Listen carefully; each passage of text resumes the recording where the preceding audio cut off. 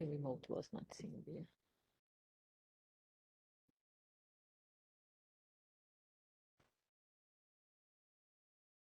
So yeah, 2016 was our first meetup in Cincinnati. We had 10 families, which was very surprising for such an early time. We didn't even have 100 families at that time, and we were able to gather 10 families. And so some of the original families that attended that first meetup are here, including me.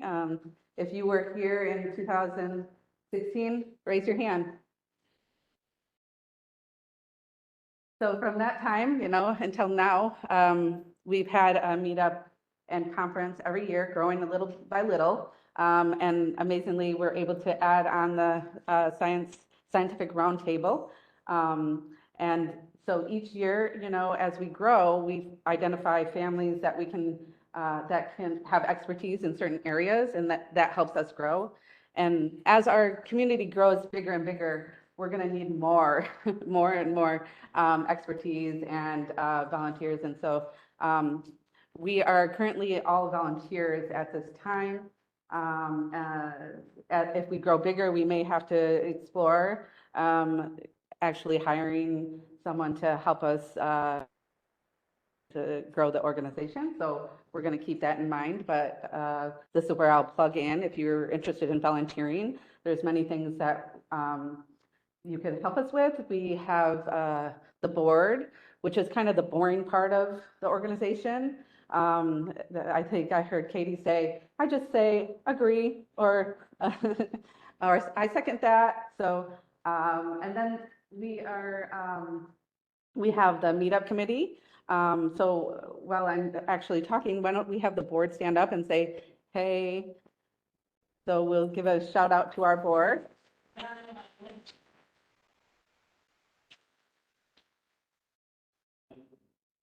And we have our meetup committee, who's led by Adrian at the time.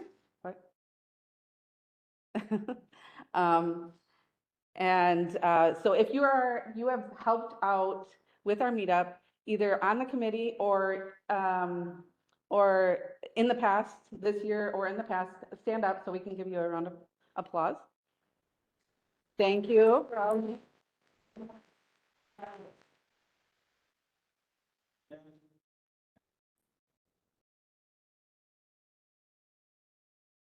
And so, so on top of that, we have our medical and scientific advisory board, who's led by Oliver and Sarah Glass.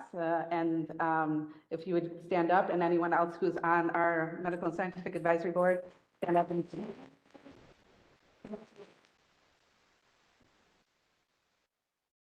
And I'm getting a little ahead of myself because I'm not there on our timeline yet, but I just was going with the flow here. So we did start an international association to try to encourage other countries to build nonprofits or charities in their country, because all the requirements are different in every country, and so we try to collaborate together, and so that we can work together in all the areas that we can work together in. And but we welcome everyone from other countries to come to our conferences, and we provide welcome packets to everyone in the countries when they fill out our form to receive our welcome packet. There is now a UK charity and a Spain charity, and they hold conferences as well. So we are all welcome to attend those if we want to travel across the world. So, and we will continue to build our international association to try to grow our whole community stronger.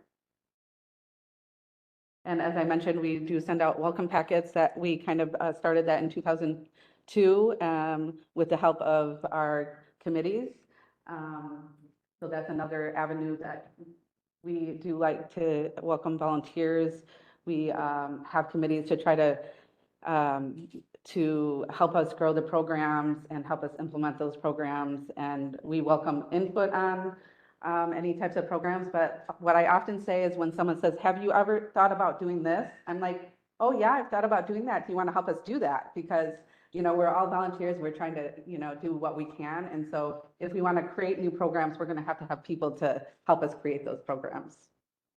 So if you have ideas, we welcome you to come in and help us do those. And so in 2014, we started we funded our first research grant, and you probably heard about that yesterday. And so, and it was our 10th year last year for our community. We have different things to celebrate 10 years on, right? So we're at our 8th meetup, and in 2 years we'll be 8 in person. So do we want to celebrate our 10th conference, or do we want to celebrate our 10th in-person concert? Maybe we'll just do them all celebrations, right? So, and then I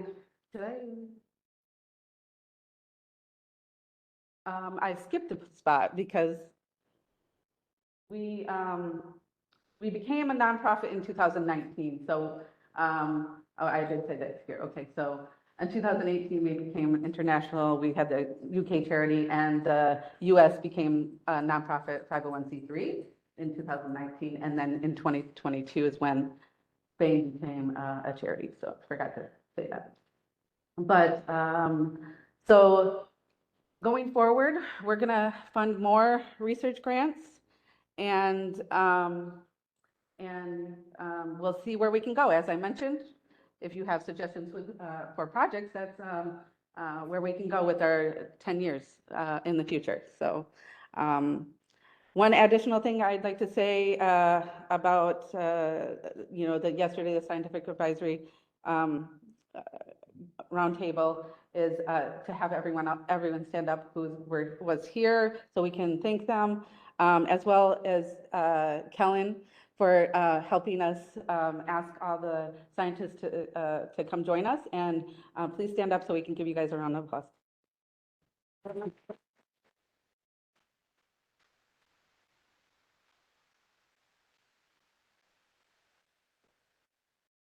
And then I would also like to thank Simon Searchlight, because they gave us a conference grant to help us with some of the costs here today. So thank you, Simon Searchlight, for that.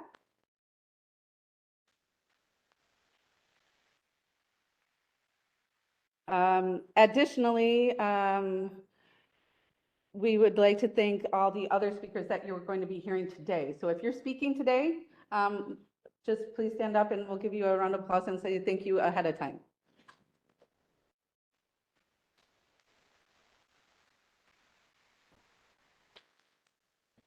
Okay, that's it for me. Thank you. Enjoy our social ice cream social later tonight, this evening.